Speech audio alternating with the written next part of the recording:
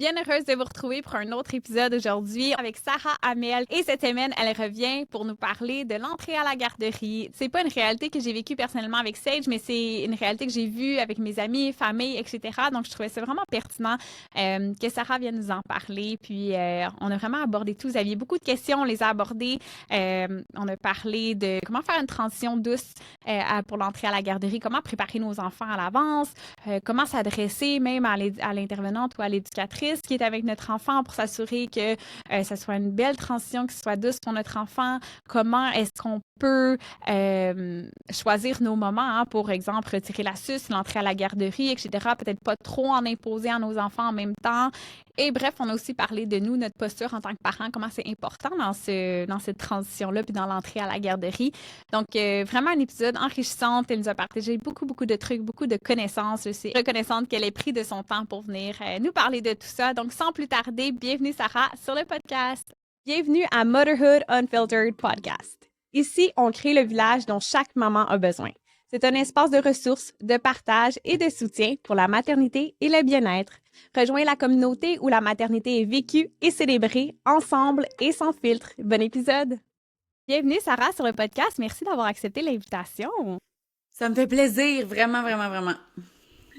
Écoute, c'est une émission que j'attendais avec impatience parce que moi, je suis en plein là-dedans. Surtout pour la suce qu'on abordera dans l'épisode d'après, là, mais là, j'ai envie qu'on entre vraiment dans l'entrée à la garderie parce que je pense que c'est un sujet que tous les parents, ou la plupart des parents, c'est un sujet qui est un peu chaud. Ouais, En fait, avec raison, c'est stressant aussi. c'est stressant, tu sais. Puis, mettons qu'on rentre dans le sujet, là, c'est quoi les principales émotions que les enfants peuvent vivre quand ils commencent la garderie? Puis comment est-ce que le parent peut l'accompagner là-dedans? OK, ben dans le fond, là, les enjeux, les défis que les enfants vont rencontrer, ça va être tout par rapport à la nouveauté. La nouveauté qu'ils vont vivre là-bas. Tu sais, il faut comprendre que pour un humain, la nouveauté, c'est synonyme de menace potentielle. Nos petits cocos sont programmés pour se méfier de la nouveauté. Fait que c'est challengeant. À partir du moment où on change quelque chose dans leur petite vie, là, ben, c'est insécurisant. Donc, ils vont vivre de l'insécurité. Ils vont vivre de l'alarme. Ça fait partie de la game. On peut pas l'éviter. Ça commencerait, hein? Oui, ben c'est correct, on rentre dans le sujet. Ça En valide, même temps, je c'est ce pense. que je veux pas. Tu sais, on va devenir rassurante un moment donné dans le podcast, là, mais c'est juste que, tu sais, il faut nommer les choses. Tu sais, moi, Oui, c'est important. je trouve que c'est pas d'aider personne de dire, ben non, il y en a pas de problème. Les enfants, ça s'adapte. C'est vrai que les enfants, ça s'adapte, mais c'est quand même un gros défi pour eux, là, de se séparer de leurs parents. Fait que, tu sais, on a parlé de la nouveauté, c'en est un défi, mais la séparation avec le parent, tu sais, la séparation, c'est le plus grand défi là, des enfants pendant toute leur trajectoire développementale. Ça va toujours être ça. Ils sont programmés pour chercher la proximité de leur figure d'attachement. Donc, c'est comme un peu contre nature de leur demander de se séparer de leurs parents. Mais là, on est dans une société capitaliste où les parents, ils doivent travailler de 9 à 5. On n'a pas le choix. On vit dans ce monde-là. On a des factures à payer. Fait qu'on n'a pas le choix d'être un petit peu contre nature. Puis d'imposer cette séparation-là à nos enfants. Ça veut pas dire que ça fuck nos enfants, là, hein? Tu sais, c'est ça. C'est pas parce que c'est contre nature qu'ils sont pas capables de faire avec. Il y a plein d'affaires qu'on peut faire pour mettre en place pour les aider, justement, pour adoucir l'impact de la séparation. Parce que c'est ça l'enjeu principal, je te dirais, là. C'est vraiment toute l'alarme qui va être déclenchée à la suite de cette séparation-là. Puis, tu sais, c'est que, dans le fond, au début, là, quand l'enfant commence la garderie, ce qui se passe, c'est que, ben, tu sais, moi, là, j'aime ça parler de la relation d'attachement comme une bulle méga blindée dans laquelle là, l'enfant est en méga sécurité parce qu'il n'y a rien qui peut y arriver. Parce que le parent, ben, il assure la sécurité, il répond aux besoins, il l'aime, il chouchoute. Bon, fait que quand il est dans cette bulle-là, il est au summum du sentiment de sécurité. Sauf que là, quand on va le porter à la garderie, on le kick out de notre bulle. Puis là, il se retrouve dans le néant, pas de bulle. Il va en développer une bulle relationnelle avec l'éducatrice, l'éducateur, avec la personne qui va s'occuper de lui. Mais au jour 1, elle n'existe pas, cette 100%. bulle-là. Ouais. Puis c'est ça qui crée de l'insécurité chez nos cocos. Ils sont comme, là, à la merci des menaces, là, puis ils savent pas trop qu'est-ce qui se passe. C'est pour ça aussi qu'ils vont résister, puis qu'ils vont donc bien pleurer au moment de la séparation, parce que ils sortent de la bulle la plus sécurisante de la Terre pour se retrouver dans un nouvel environnement qu'ils connaissent pas, avec une personne qu'ils connaissent pas, puis avec des enfants autour qu'ils connaissent pas, des jouets qu'ils connaissent pas. Bref, Ouais. c'est un contexte qui est pas qui est pas le fun pour l'enfant, on va se le dire là. On va le dire comme c'est pas le fun. Par contre, ce qui est encourageant, parce que là je vous l'avais dit là, que j'allais devenir restaurante un moment Encourageant. donné là. Oui. Ce qui est encourageant, c'est que c'est ça, tu sais, à mesure que l'éducatrice, elle va développer sa bulle relationnelle, là, ce sentiment de confiance-là qui va se créer entre l'enfant et l'éducatrice, ben ça va faire en sorte que là, au lieu de sortir de notre bulle pour être dans du néant, il va sortir de notre bulle pour aller se déposer dans une autre bulle. Puis c'est là qu'on va voir que c'est plus facile de faire la transition de la séparation du matin, que l'enfant va passer de nos bras aux bras de l'éducatrice, puis son sentiment de sécurité va être là. Ouais. Puis nous, on va partir aussi de la garderie avec le cœur tranquille parce qu'on va savoir que notre petit coco, là, il se sent pas abandonné, puis il se sent pas, il se sent pas laissé à lui-même. Il y a quelqu'un de sécurisant qui le prend en charge puis qui va répondre à ses besoins pendant toute la journée, pendant notre absence. Fait que c'est ça, dans le fond, les enjeux principaux là, qui vont se passer dans le monde intérieur de l'enfant. Ouais. Puis comment que, exemple, tu sais, je pense que l'enfant vit beaucoup d'émotions, mais le parent aussi, tu sais, de laisser son enfant, justement, tu parlais du sentiment un peu d'abandon. Comment est-ce qu'on peut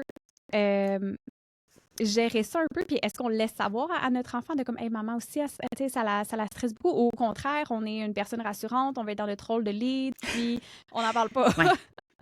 Ben c'est ça. Dans le fond, nous autres, les parents, là, tu sais, moi, je me souviens là, quand j'étais là-dedans, là, quand c'était le début de la garderie pour ma fille, j'étais vraiment, vraiment, vraiment anxieuse. Puis, tu sais, je veux qu'on valide ces émotions-là chez le parent. C'est normal. Parce qu'encore une fois, nous autres aussi, on est programmés pour être à proximité de nos progénitures. On est programmés pour les protéger. Fait que c'est encore une fois un peu contre nature d'aller laisser nos enfants à quelqu'un qu'on connaît pas. Parce que l'éducatrice, aussi extraordinaire soit-elle, moi, je suis sûre qu'elle est vraiment fabuleuse, ben...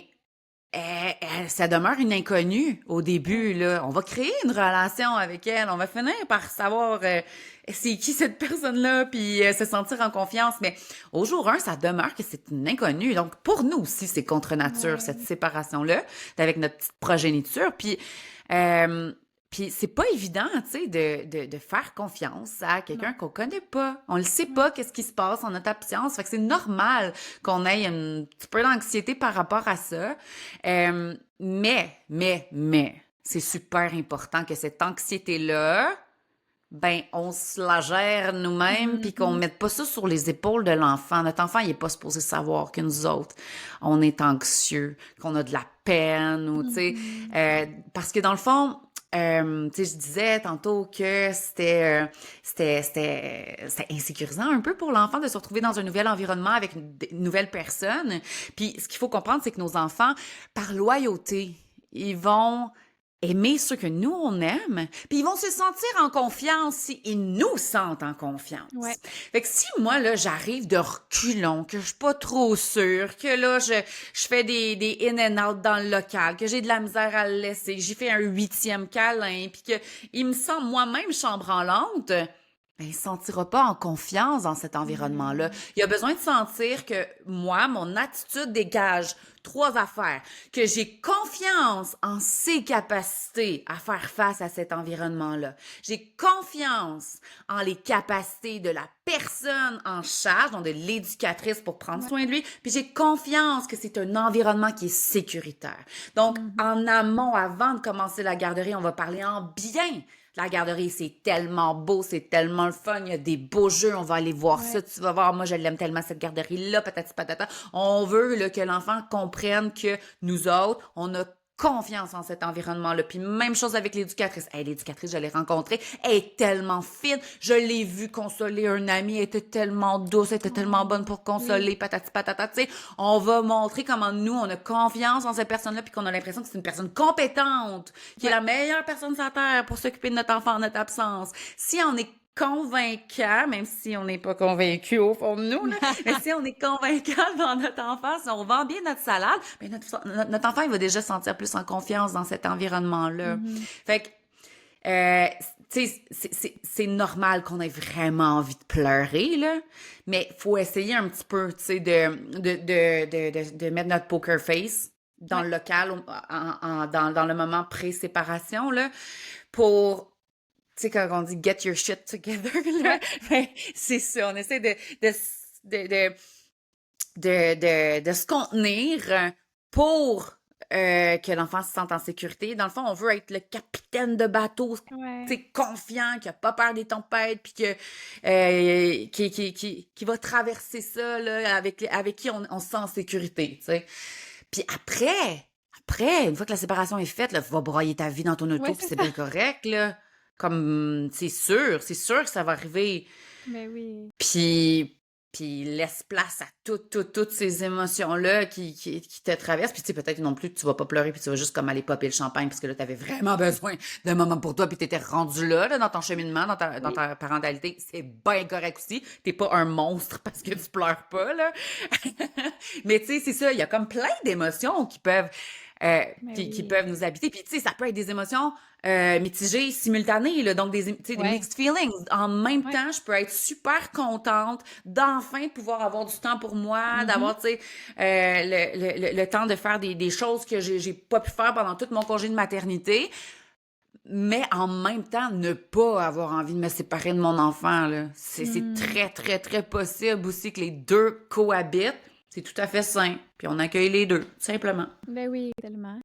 Tu as parlé aussi de un peu qu'est-ce qu'on peut dire pour sécuriser notre enfant, puis être vraiment dans la posture, là, avoir notre poker face, tout ça. Mais y a-tu d'autres étapes ou d'autres trucs qu'on pourrait mettre en place pour préparer l'enfant, par exemple? On sait qu'il commence la semaine prochaine ou le mois prochain. Qu'est-ce qu'on peut faire à la maison pour tranquillement le préparer à l'entrée à la garderie? Oui. Ben, tu sais, dans le fond, j'en parle beaucoup dans ma formation. J'ai une formation préenregistrée sur mon site internet sur l'intégration à la garderie. Elle est pas chère, parce que justement, tu sais, je trouve que c'est tellement important comme sujet. Je veux que tout le monde puisse y accéder. C'est comme moins cher qu'une pizza all dress. OK? Fait que dans le fond, ce que j'explique, c'est que on veut vraiment miser sur les vitamines de sécurité affective, OK? Puis moi, là, dans le fond, ce que j'entends par vitamines de sécurité affective, c'est de la prévisibilité puis de la connexion, OK? On veut donner beaucoup de prévisibilité à nos enfants parce que, comme je disais, tu sais, la nouveauté, c'est insécurisant. Fait que plus on peut lui parler de la garderie, jouer à la garderie, passer devant la garderie, aller à la garderie avec l'enfant, là, tu sais, je sais pas si tu avais vu ça passer un moment donné, j'avais fait une capsule sur mes médias sociaux qui parlait de mamantifier ou papatifier un local. Puis ça, j'en parle dans ma formation. En fait, ces termes-là, c'est pas moi qui ai inventé ça, là, c'est ma mère. Ma mère était éducatrice en garderie, puis elle a fait ça pendant 25 ans, puis elle était vraiment en avance sur son temps. Elle savait pas pourquoi qu'elle faisait ça. Tu sais, c'était pas pratique courante dans ce temps-là, mais comme son instinct, il disait que c'était important que les parents viennent passer du temps avec leurs enfants dans le local. Puis elle, tu sais, à l'époque, elle disait, tu sais, ça vient imprégner l'énergie du parent dans le local, puis ça devient sécurisant pour l'enfant, puis c'est super cool, là, tu sais, c'est son instinct. Elle avait pas les termes scientifiques pour l'expliquer, mais maintenant, la théorie de l'attachement, tu sais, toutes les études sur l'attachement nous ont démontré que, dans le fond, tu sais, si on veut que notre enfant, justement, puisse se déposer dans la relation, créer une relation avec l'éducatrice, ben, il faut d'abord qu'il se sente en confiance, puis que une des meilleures façons pour créer un nouveau lien d'attachement, c'est de passer par un lien existant.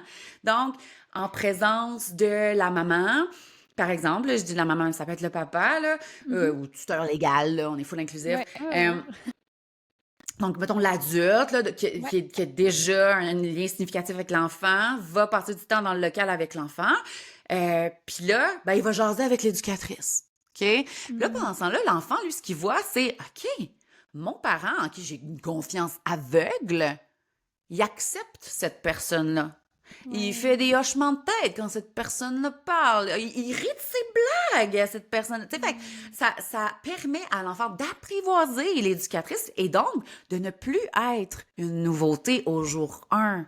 Fait que ça, là, de mamatifier, papatifier un local, pour moi, ça devrait être la base dans tous les milieux de garde. Tu sais, puis je trouve ça plate parce que je sais qu'encore à ce jour, il y a beaucoup de milieux de garde qui ne permettent pas aux parents de venir passer C'est du ça, temps. j'allais te demander. Tu sais, moi, je l'ai pas vécu, mais c'est possible d'aller passer du temps, tu sais. Fait que ça dépend. Ça dépend des milieux de garde. Ouais, c'est ça. Puis, tu sais, quand c'est pas possible, c'est super plate, là. Puis, tu sais, donnez pas de la chenoute au milieu de garde, là. Tu sais, ils ont des réticences, envoyez-leur ma capsule, OK? Ouais, c'est Pour ça. qu'ils puissent comprendre pourquoi c'est donc bien bénéfique. C'est autant winner pour l'éducatrice que pour l'enfant, Ouais. parce que oui.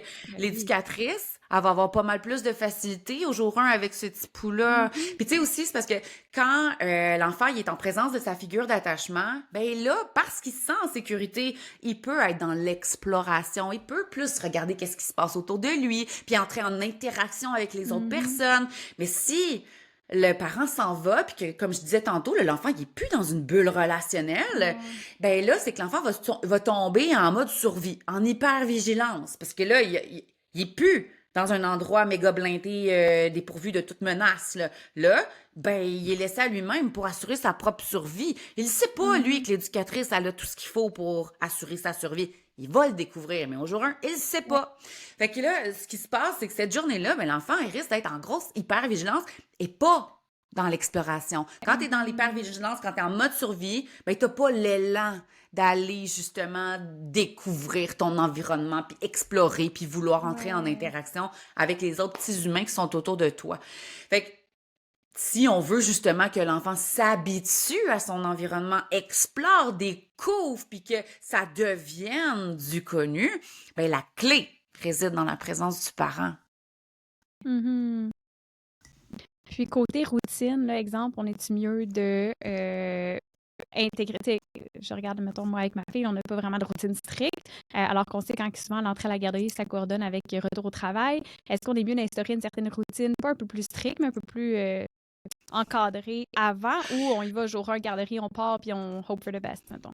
Non, c'est ça. Encore une fois, c'est le mot d'ordre. Prévisibilité. Ouais, OK? ok, On parfait. veut Ouais, donner ouais. de la prévisibilité à nos enfants. Fait que si le jour 1 de la garderie, c'est aussi le jour 1 de la nouvelle routine, Ouais. ben là, c'est tous ces repères qui viennent de s'écrouler. Tout ce qu'il connaît, dans lequel il est confortable, ça n'existe plus. Puis là, il doit s'adapter à non seulement un nouvel environnement à la garderie, des nouvelles personnes, mais en plus, à la maison aussi, il faut qu'il s'adapte à une nouvelle structure.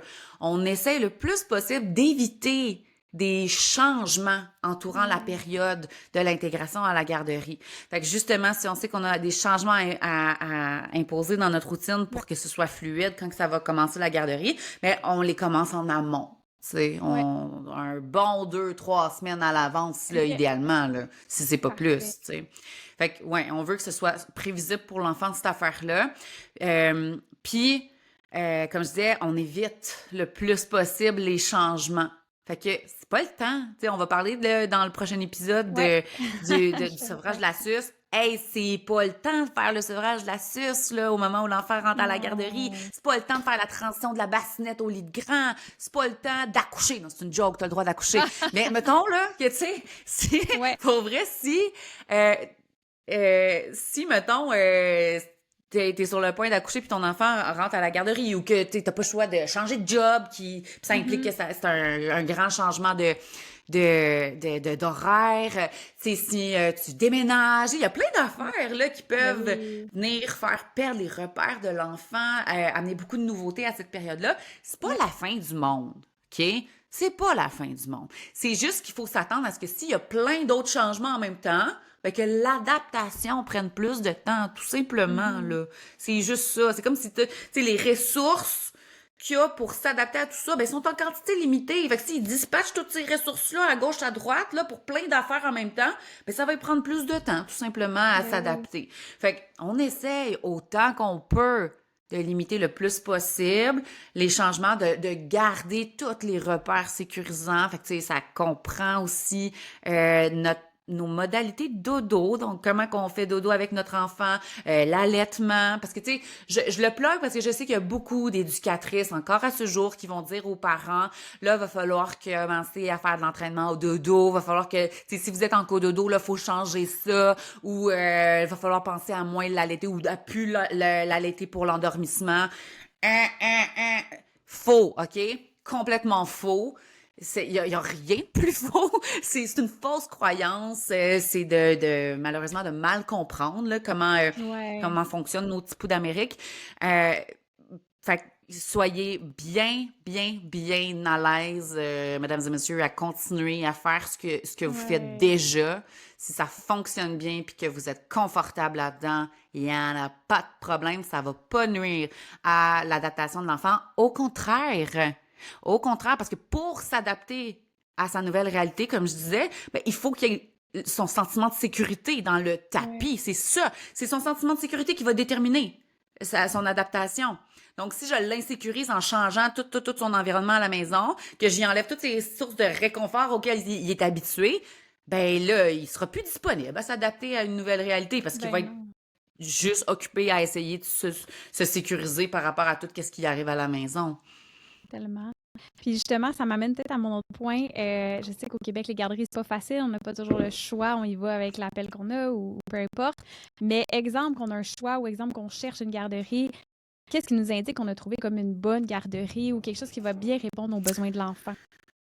Ah, c'est une bonne question. Puis tu sais, pour vrai, là, je trouve que je pourrais vous donner une checklist, là, puis il n'y a rien comme notre feeling, là. Tu sais, allez la visiter, la garderie, puis écoutez votre instinct, écoutez comment vous vous sentez dans cet environnement-là. Regardez comment l'éducatrice intervient avec les autres enfants. Comment, c'est quoi l'ambiance? Qu'est-ce que votre gut feeling vous dit par rapport à ça? Parce que le plus important pour le développement de nos enfants, là, ben c'est la qualité de la relation qu'ils vont développer avec cet adulte-là. Est-ce que c'est un environnement qui est chaleureux? Est-ce que vous sentez justement que votre enfant est invité, que les gens sont contents de le voir? Est-ce que... ou vous avez plus l'impression qu'il va être un numéro là, de facture, là, parce qu'il y en a là, des garderies, c'est des business, là, puis que faut pas que tu déranges trop, parce que si tu déranges trop, ben tu nuis à la business, puis on t'expulse, fait qu'en tout cas, moi je me souviens là, c'est l'éducatrice, c'était un beau CPE là où ma fille allait, puis l'éducatrice, elle m'avait tellement mis en confiance, justement, parce que moi, j'avais une petite cocotte à besoin intense.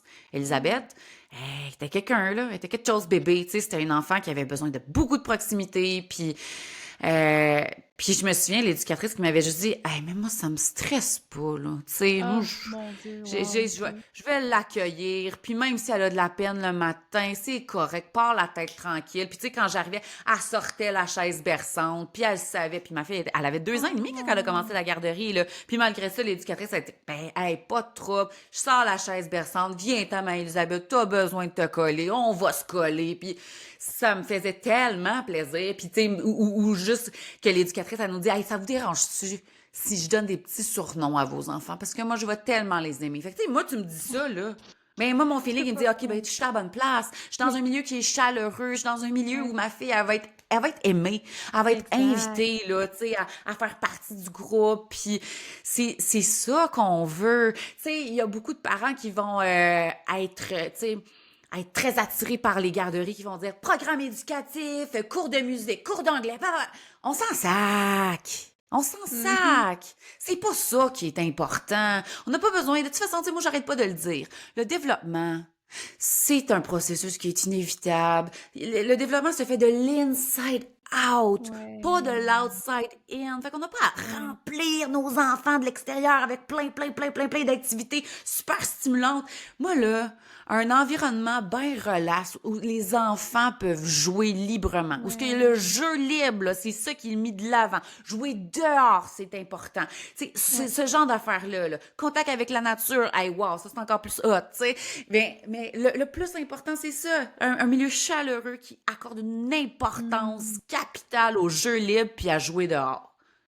Voilà, tu J'adore. l'as, ton milieu de rêve. J'adore. On C'est n'a pas parfait. besoin de demander plus que ça.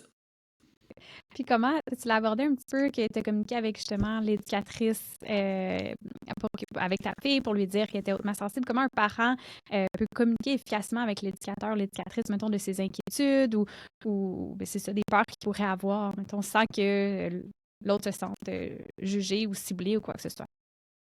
Ah, c'est une bonne question, ça. Parce qu'effectivement, hein, il y a personne qui aime ça se faire dire comment faire sa job, là. Non, exact. Ouais. Fait que c'est vrai que ça peut être confrontant, mettons, pour une éducatrice de se faire dire, ben, avec mon enfant, faut que tu fasses ça. Puis fait Ouais. que moi, tu sais, je recommande aux parents de nommer honnêtement, tu sais, ce qui fonctionne avec votre enfant, dans le fond. Tu sais, c'est quoi les défis que vous rencontrez, ce que vous soupçonnez qui peut peut-être être un challenge pour l'enfant ou l'éducatrice à la Mhm. garderie. Mais au lieu de dire justement à l'éducatrice, fais ça avec mon enfant, donc de lui imposer une façon de faire, ben c'est de dire, ben en tout cas, à la maison, ça fonctionne bien quand je fais Ouais. ça, ou ben ou plutôt prêtez vos yeux à l'éducatrice, plutôt que lui dire quoi faire, prêtez-lui vos yeux. Donc quand ma fille fait ça, ben c'est ça que ça veut dire, c'est ça le besoin. Elle fait ça pour telle raison. Parce que, Mhm. dans le fond, ce qu'on voit, c'est ça qui détermine ce qu'on fait. Puis ça se peut Ouais. que l'éducatrice, elle n'a pas la même expertise que toi par rapport à ton enfant. Mm. T'es l'experte de ton enfant, là. Fait que Absolument. c'est important tu sais, si on le sait, nous, qu'est-ce qui se cache derrière ces comportements qui peuvent être challengeants, puis qu'on explique dès le départ c'est quoi que ça veut communiquer, dans le fond, Ouais. comme besoin ou comme, dans le fond, habileté non acquise ou comme émotion, ben ça va permettre à l'éducatrice de répondre à ce besoin-là ou de Ouais. compenser pour l'habileté non acquise ou d'accompagner l'émotion, mais à sa manière. Ouais. C'est ça l'affaire.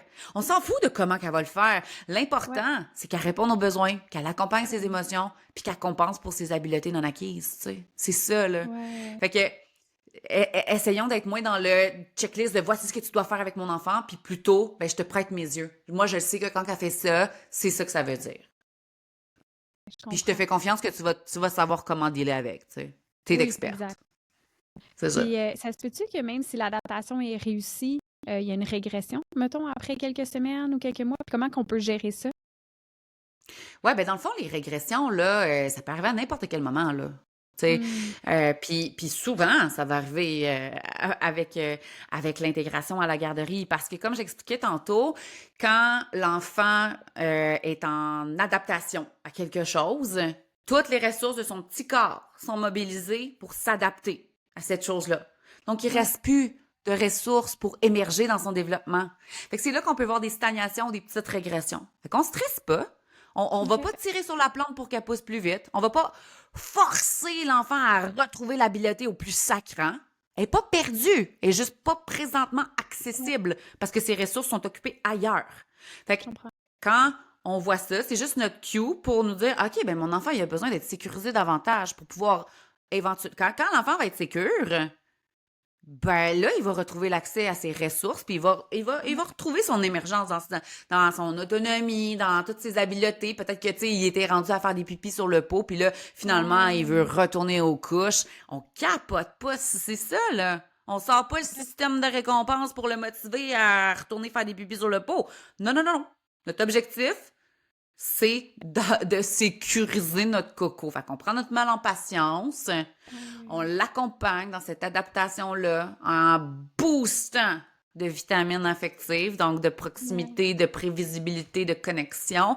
Puis, ben, une fois que l'enfant va s'être adapté, ben, l'habileté, elle revient, là. Tu sais, si Ouais. elle revient pas, là, consulter, là, mais tu sais, c'est assez rare, là, que Oui. l'habileté, elle revient pas une fois que le sentiment de sécurité est revenu. Je comprends.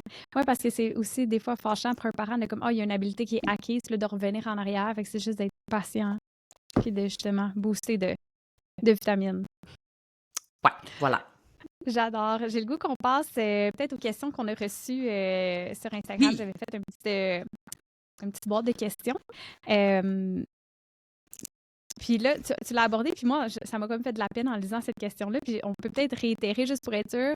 Est-ce que 2 ans, c'est tard pour le cododo? La garderie va-t-elle comprendre ça? Est-ce qu'on peut réitérer que non, au contraire, on peut... Ah, mon De ce Dieu, que j'ai j'ai envie de dire, compris? c'est pas de leurs affaires.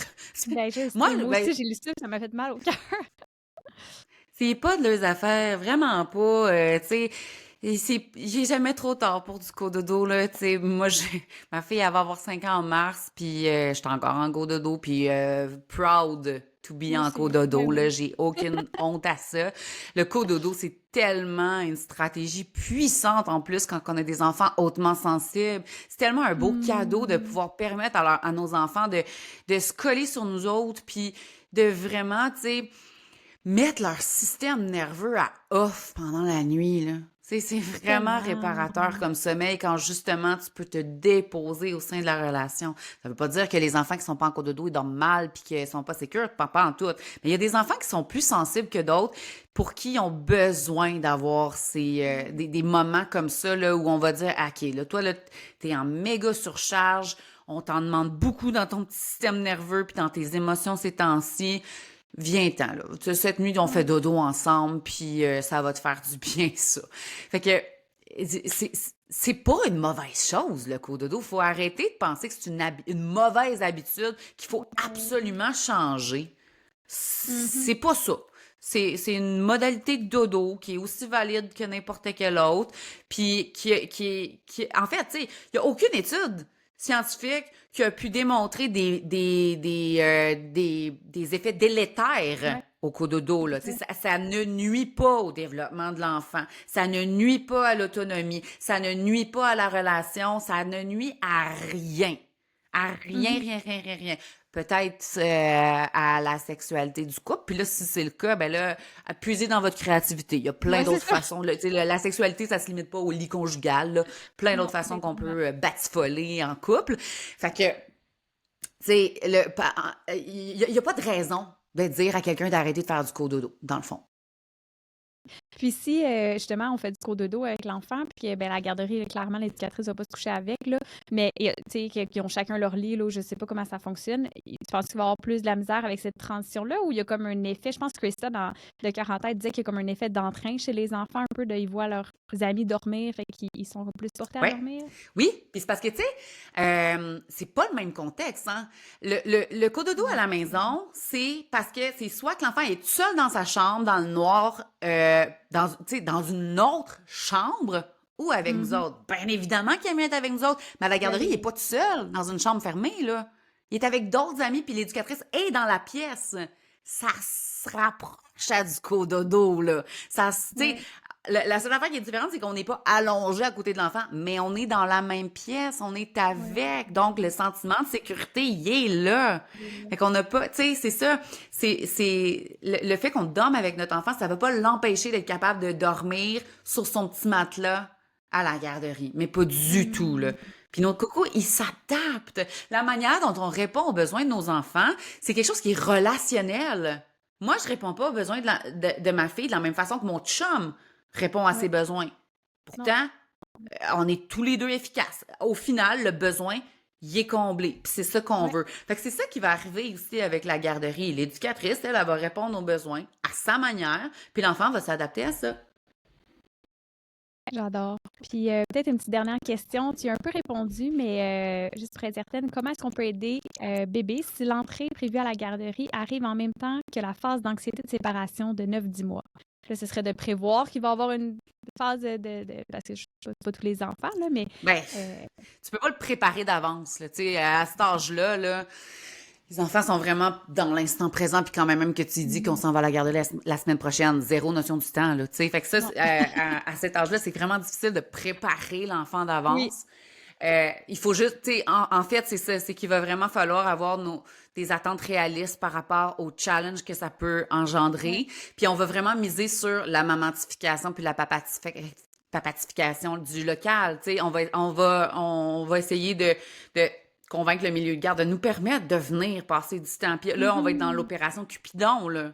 OK? Donc, opération séduction avec l'éducatrice devant notre enfant pour que vraiment notre enfant sente que cette personne-là, c'est une personne de confiance qui est extraordinaire, qu'on est bien avec elle, puis on aime ça, aller jouer dans son local. Pour que le jour 1, quand on s'en va, ben, qu'ils se sentent déjà en confiance avec cette personne-là, là. J'adore. Écoute, merci Sarah pour tes belles réponses, pour la discussion. Je pense qu'il y a beaucoup de mamans qui vont être contentes des réponses que tu nous as données. C'était un sujet qui avait beaucoup de questions, puis que je pense que les mamans avaient hâte de t'entendre là-dessus. Oui, mais c'est ça. Puis c'est un sujet, on aurait pu en parler super longtemps. Fait que, tu sais, s'il y en a qui sont encore un petit peu sur leur faim, ben j'ai ma formation sur mon site web, sarahamiel.ca, là. Je pense 28 pièces, là. Fait que parfait, on aime ça. Je vais la mettre dans la description aussi pour que tu t'es bien fine. Merci. Merci Sarah, on se retrouve la semaine prochaine pour l'épisode sur la suce chez les tout-petits. Ouais. Salut! Bye bye!